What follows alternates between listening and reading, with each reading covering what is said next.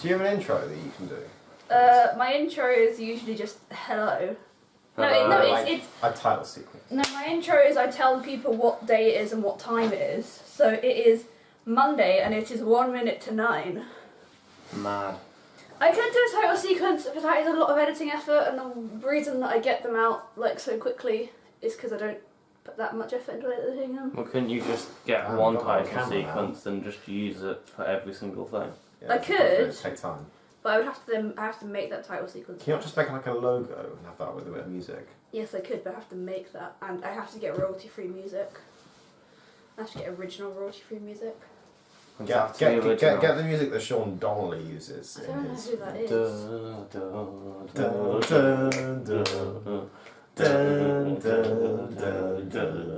Hi, and welcome back to Free Science Lessons. Hello, it is Monday, and it is about 9:03 now. And this is a review for the 4th episode of the 11th series of Doctor Who, entitled Arachnids in the UK. Should we start by saying what our overall mark for the episode was?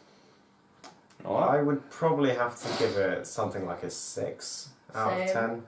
I'd give it like a 5.5 because even though it was enjoyable, enjoyable to watch, when you think about it, it's so annoying. Very, very convoluted. I don't even think that it was convoluted. I just think there were so many drop plot points and the characters weren't developed, and it was just sort of a bit meh. Yeah. What did you think? I think it was a 4.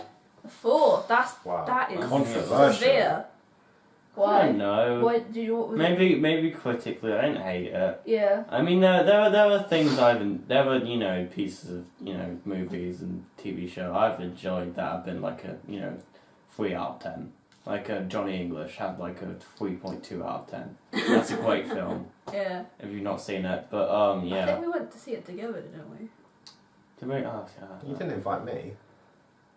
Critically, I'd say, it was kind of trash. It was really lost between a lot of genres. I didn't think any of the characters were that interesting this episode. They didn't really, they had this one single A plot, and then they just sort of kept adding exposition to that. And they didn't, say, hey, we're going to divert from this. Hey, we're going to, actually put a, character exposition or character progression. It's just going to be, oh look, he's a bad guy, and there are aliens, and... There are no aliens. Just big spiders. Just big spiders. Is it aliens making them big or something? No, it was the toxic waste. Oh, how's it even... It was pointed out by somebody, I can't remember who, that was the same plot as the Teenage Mutant Ninja Turtles. Oh. What, they... Yeah, there's too much waste accruing and it all gets toxic and it turns the spiders big like it turns the turtles really big. The turtles, yeah. Yeah, I don't know if that's actually the plot of Teenage Mutant Ninja Turtles. I think so, Similar. yeah, and then there's then there's a giant rat who's I'm gonna train you how to, become ninjas. Yeah. Do you know what? I believe that. I believe that all rats are ninjas. Yeah. I mean, have you ever seen a rat? They're probably faster than ninjas. Probably. Yeah. I hate rats. Me too. That's so gross. They're disgusting. All I definitely hate rats more than spiders. Rodents. Mice are alright. Have you seen a mice in a cage? It's actually alright. Yeah, but that's a pretty groomed mouse. I'm talking about the mice you get here, the brown nasty ones. What colour do you expect mice to be? Well, there's white mice, the 3 blind mice in Shrek. Yeah. Oh yeah, the ones who are just sort of oh yeah, okay.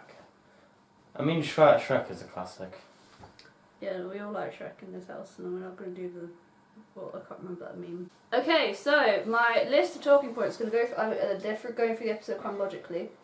First thing I want to talk about is the first scene. This might seem weird, but you know how they're not doing cold opens anymore, which is usually the bit they put before the title sequence. Yeah. Sure. But in this episode, they had a bit that would usually go before the title sequence. It was just after the title sequence. For no reason. And I don't understand that. That editing decision, why are they doing that?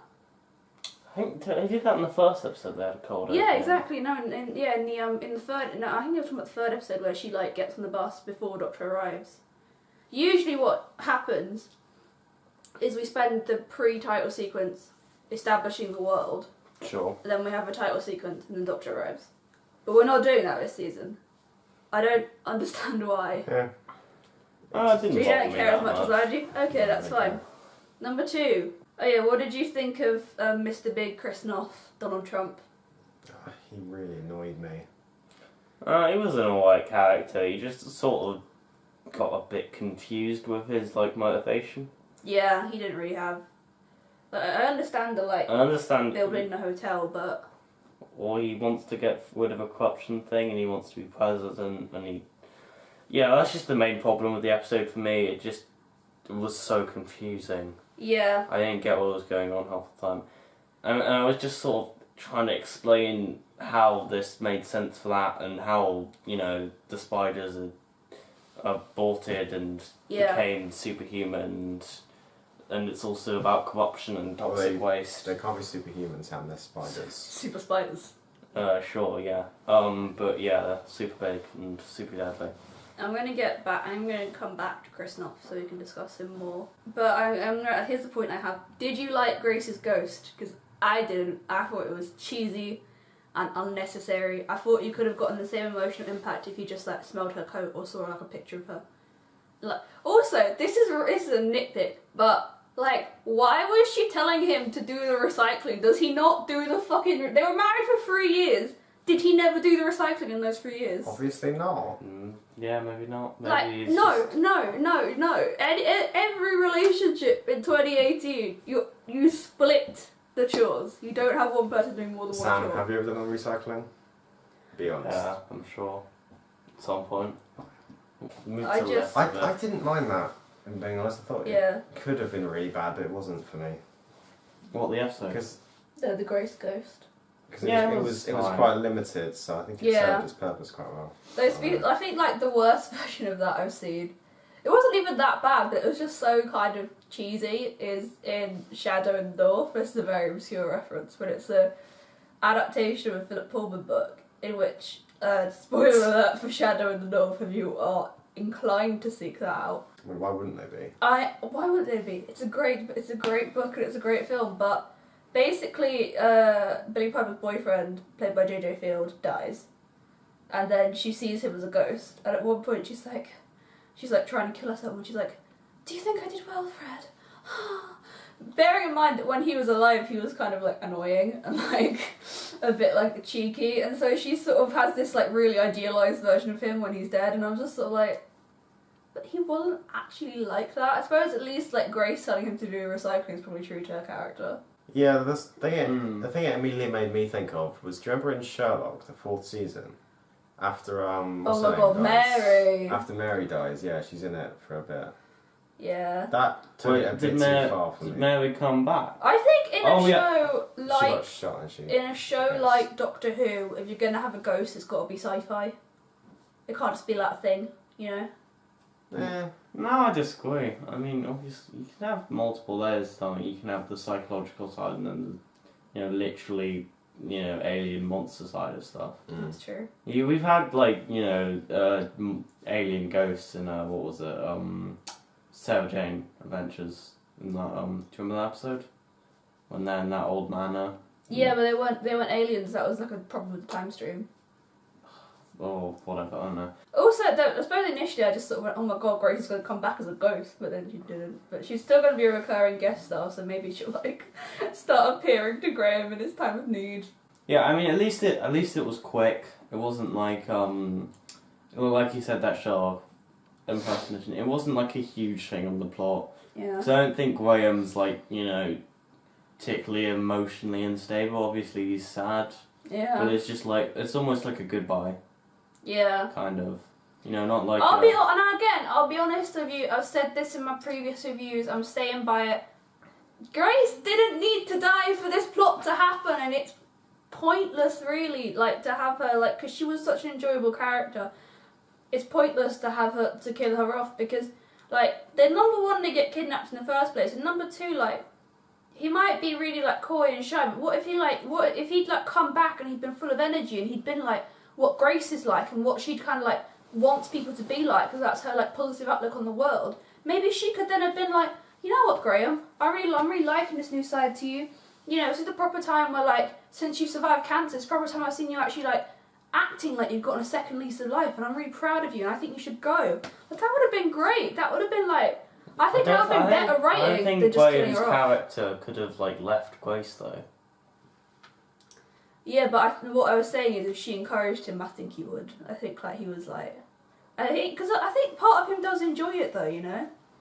No, also it lets I think it was also important for Graham's character just to, you know, sort of, I don't know, he's an old man and he sort of, you know, decided he's going to try a new thing. I think that's because of a huge change in his life. Yeah, no, I mean, it obviously is, but... I think that's just a decent story arc, to be honest. I don't like it, but we're just going to have to agree to disagree. If I'm being honest, I think Graham's my favourite out of the 3 companions so far. Yeah. I don't really have a favourite, to be honest. I like them all equally. Like, you know, sometimes, like, I do wish that Yaz got more to do, but I do like, I think Ryan's like quite funny and quite, like, cheeky, and I like Graham when he does his emotional bits and shit. Speaking of Graham, you're now his best friend, aren't you?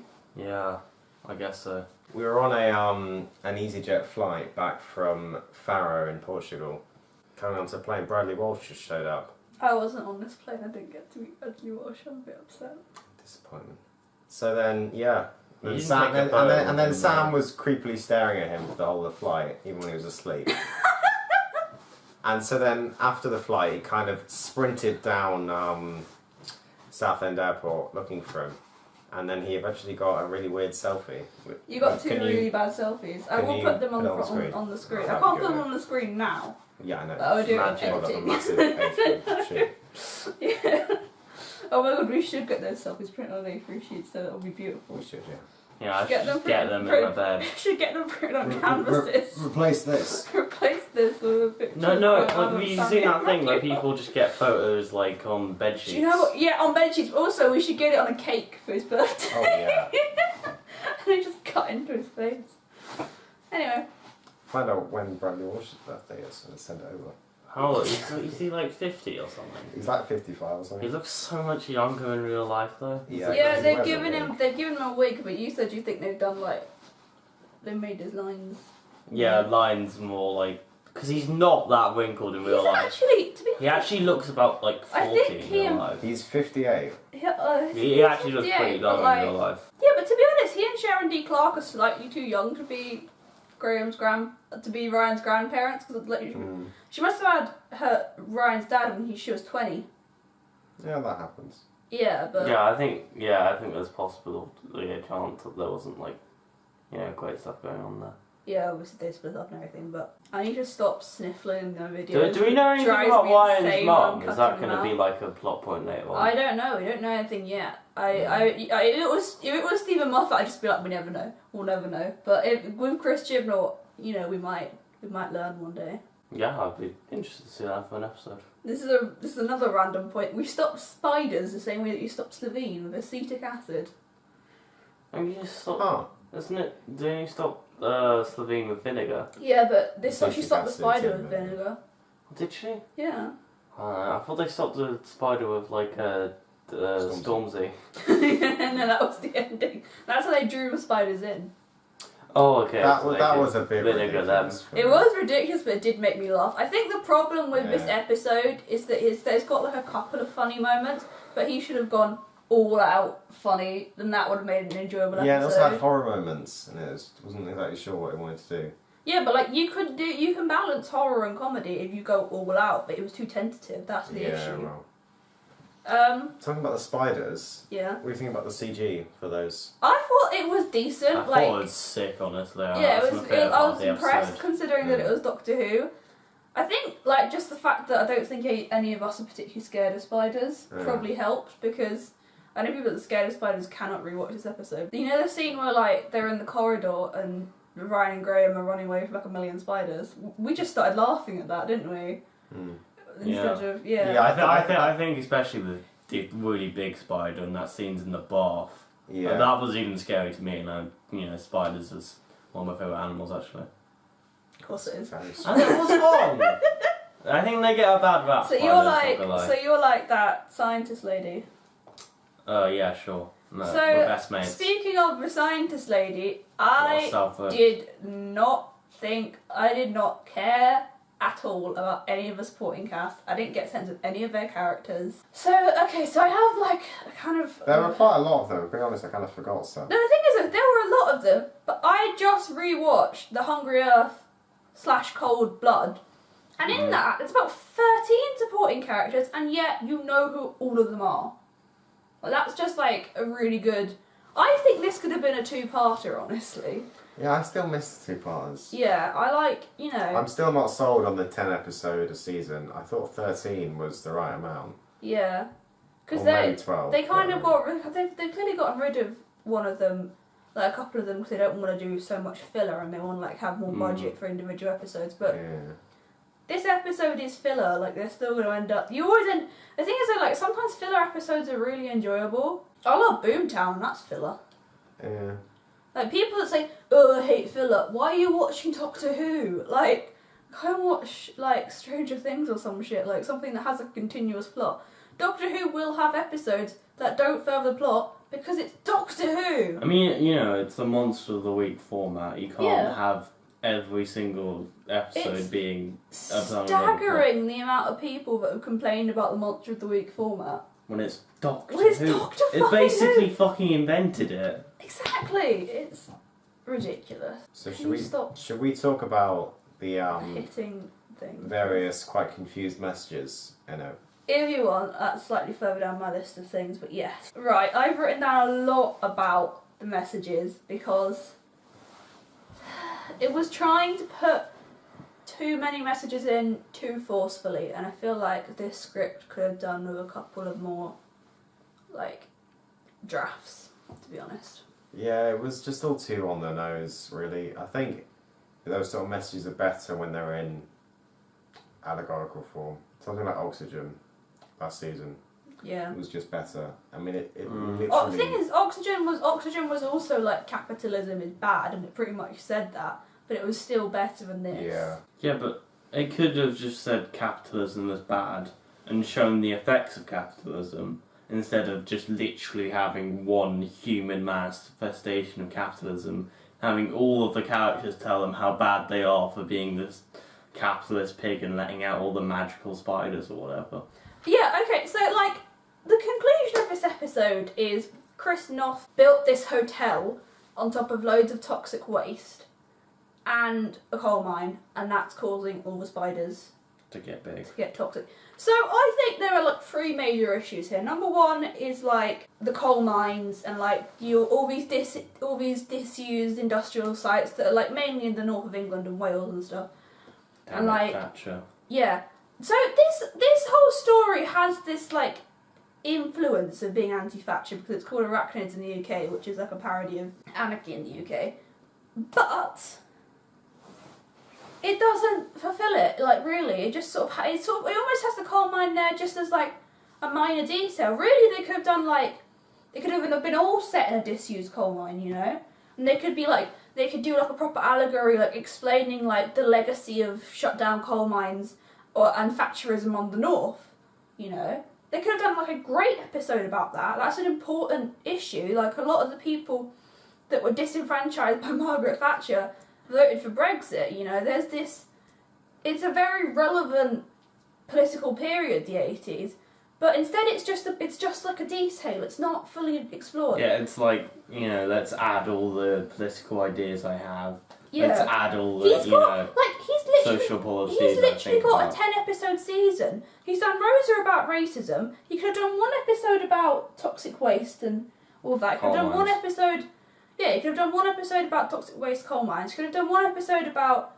Because the other things I think it was going on about is it was going on about the environment in terms of what, like, the spiders. So for initially, when we introduced Jade, I think her name is, the sciencey lady. God, that sounds so patronising, doesn't it, the sciencey lady? The scientist. When she gets introduced, she seems a bit suspicious, because she's like, oh, I'm not surprised that, like, a massive spider killed somebody. But then she's not. It just gets dropped, the fact she's suspicious. It turns out she's actually completely innocent. even though she's been doing experiments on spiders that have caused this genetic mutation when in contact with toxic stuff to become massive, and then she doesn't even think it's that weird. So really, they should have delved into the morality of, you know, doing all these experiments on spiders. Really, shouldn't they? Maybe you could have done it as in it only being set on the housing estate. Yeah. So you start the housing estate.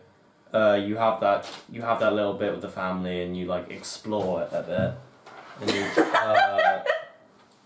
you explore it a bit. You explain it a bit. You show some of the families. You show family. Yeah. Okay. And then show Yellow's family. Then you do the parcel bit. We see the dead person killed by a spider. Yeah. And then we see the suspicious person. She sort of disappears for a bit. And then we find out, it was built in a coal mine during family dinner. They say about that, and it's like, this is a crap thing. And the doctor's like, ooh, that's interesting, that's suspicious. And then we, slowly, she's like, I'm going to go down there. She sees all the toxic waste. And then later on, we get more exposition. Then we, meet the scientist lady. I still think that's too many plot points. I think we should have got rid of the Mr. Big, Mr. Big. Got rid of him. Got rid of the hotel. Got rid of capitalism plots. Got rid of the rest of that. I think we should have done it. You could have done one episode just focusing on like the ethics of animal testing, because at the end of it, the spider gets so big that it can't breathe. But there's no blame accredited to the scientist lady, it's all sort of just Mr. Big's fault. And then Mr. Big just fucking walks away. We're going to talk about that in a minute. And the number three thing was the ethics of sort of just building like a big posh thing on top of like, the ethics of building something that's supposed to look very nice and pretty but doing it at a very cheap cost, so doing it ethically. And so, like, these were that's 3 episodes there that you crammed into one episode, and so it just doesn't really work. There's also the American gun violence. And American gun violence, which, like, they just sort of picked up on it, and, like, the thing is, like, I know he doesn't know what's going to happen in America when it airs, but it was either yesterday or Saturday there was that shooting in Pittsburgh. I know, but there's shootings going on all the time. That's exactly my point. There's always going to be a shooting because it's America. So, because gun violence is always going to be relevant, you should approach it with more, like, not just making it into a punchline of Americans with guns are stupid. Like, It was maybe 2 scenes. It was maybe 2 little things where he whips out the gun, and it's like, this is my character. I'm Trump. I hold a gun. Pew! Let's kill the spiders. Except he's not Trump, because Trump actually gets mentioned, and apparently he doesn't like him. Is that just the most meta thing about this episode? If Trump knew Trump wouldn't like him. Trump. That's probably true. No, but I think if you're going to do an episode about American gun violence, you should do an episode like Countryside. Chris Chibnall also wrote for Torchwood, which is about this very nasty violence going on in the countryside. And spoiler alert, it's perpetrated by humans. So it would have to be something that dark. It would have to have a happy resolution because it's Doctor Who, but it would have to be much darker. So, yeah, I don't think it was the correct decision to have a throwaway comment about it. Also, let's just talk about, I think my third point is just, let's just talk about Chris Noth. Let's just talk about him. Do you think he's coming back? No. Do you? No. All of my podcast reviews seem to think he's coming back. Why would he? Because he's going to become president. Yeah, but I thought he died. He didn't. No, that's another thing that pissed me off about this story. He shoots the spider. He caused it all. And he just leaves? The doctor doesn't even have No, but I thought he put himself in the, his safety room. No, and then he didn't. He got locked in there. No, he didn't. He shot the spider and he just left. Oh, okay. What was that? Is he become Prime Minister or President? Yeah, he's going to become President, I think. So he's going to be like a Harold Saxon but that's type. in 2 years. Yeah, but I think we don't know if the next season's actually coming out next year. I liked how Harold Saxon was quite obviously sort of, it was not 100% sure what his political, status was. And I feel like with this character already, if you're going to bring him back as president, he's going to be such a fucking caricature of Republicans. Yeah. And I think that's I think Harold something no one needs. I think Harold Saxon was I personally think he was a caricature of Tony Blair, but Really? yeah. I think a little bit, but he wasn't obviously, on either initially side. what he's trying to do is he's trying to create like a pact with the Americans where they can have like a shared arms deal or something. Which is exactly what Tony Blair did in the Iraq War. Surely the guy in the first Slovene episode was apparently Tony Blair. Oh yeah, that was Tony Blair, but I think he's a parody of Tony Blair. Wait, who was in the first Slovene episode? In the first Slovene episode, the Prime Minister is murdered and he falls out of the cupboard and you don't see his face, but he looks like Tony Blair. Oh. Weirdly and the whole episode is about Iraq. Weirdly enough, in the whole series, the best Prime Minister we've had is Harriet Jones. And if you think about it, the Doctor caused the Master to rise to power. He did. Because he stopped Harriet Jones on her ascension. Yeah. Do you think this will be like the real life version of Harriet Jones? Angela Merkel or someone. Let's talk about Yaz's family quickly. Yeah. I didn't get really a sense of who they were very much. Her mum, we didn't get much character of her. I mean, we kind of got the most character of her, when I rewatched it, but, she didn't stand out for me from, in my mind, Jackie and Francine and Donna's mother, Sylvia, are all very different characters. Yeah.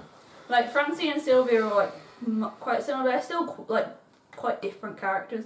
Nadja didn't stand out to me more than either of them. Maybe we're going to get more development from her later. Maybe with in Aliens of London, maybe Jackie didn't stand out much from. Or in The Lazarus Experiment, Francine didn't stand out much. What do you think about the ending? Because I did not like it.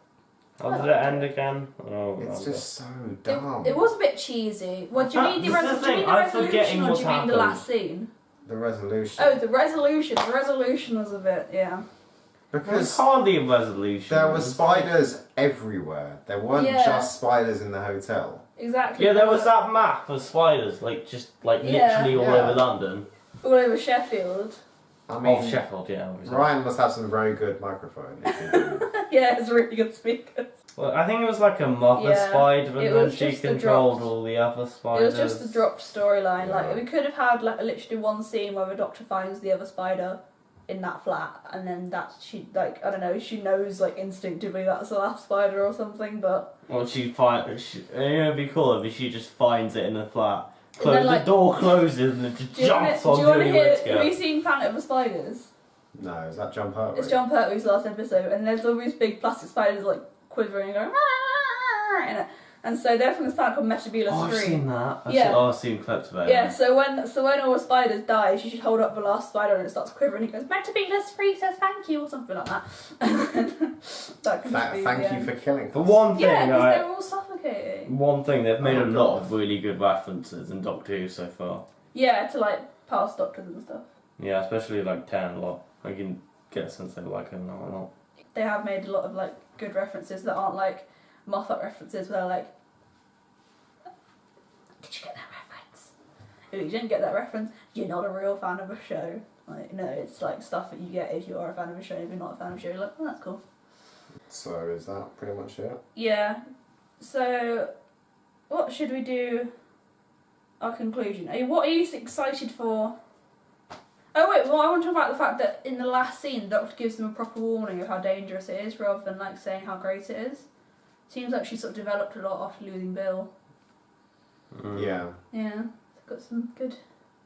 All my podcasts and reviews are talking about it, and you guys just yeah. Yeah, I mean, I think that probably actually hurt him more, or hurt her or him more than it has probably with any companion since Rose or something.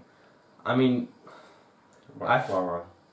No, I think Clara was a bit crap because she had already died 100 times or whatever. That's true. That was the problem with Stephen Moffat, is that he killed all of his companions. Yeah, it was but he also didn't kill all of his companions. It's when they actually die, it's are you sure they're actually dead? Yeah, you're Or Angels You in saw Manhattan. Wolverine- Just need to poke them. So I they don't move. care if it's a controversial opinion or anything, but Angels in Manhattan is one of the worst episodes of Doctor Who of all I time. don't like Angel Man. And the scene where Amy says goodbye Raggedy Man is like literally the worst acting Karen Gillan ever did on the show.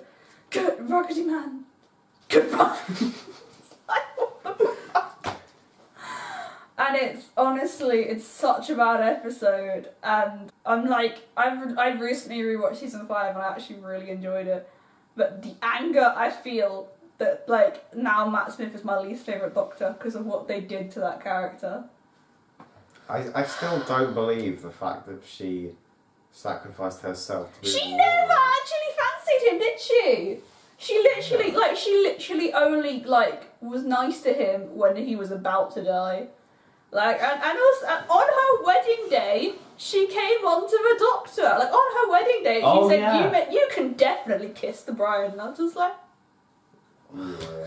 No, in like the 3rd episode, she tries to make out with him, doesn't it? yeah, That's the so whole weird. of season 5 is this like love triangle. Like it's properly a love triangle, and Amy's choice is all about that. But she only chooses Rory because he dies, and then he dies in the next episode, and then he dies in the finale. And it's like,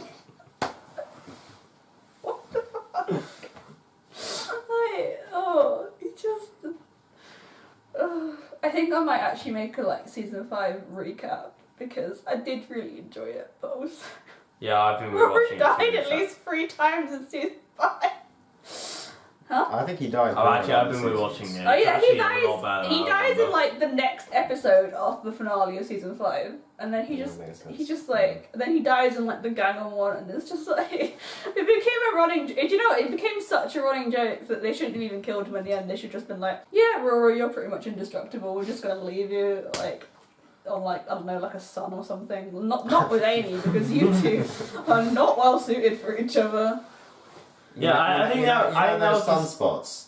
It's actually Arthur Darvill standing there. I think there was a sense with Rory and Amy that they were just sort of like destined to get together They almost. were, Like there were only like 3 people in their town, Yeah. and it was like Rory, Amy, and And like their a daughter. gay guy.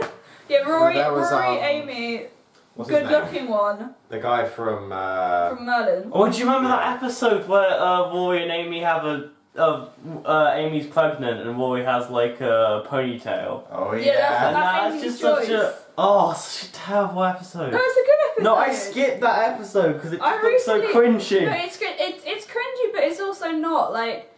But also like that episode's it's so weird. They spent a whole season setting up a love triangle between the Doctor, Amy, and Rory, and then in season 2 they were like, actually, the Doctor's banging their daughter, and I was like, what?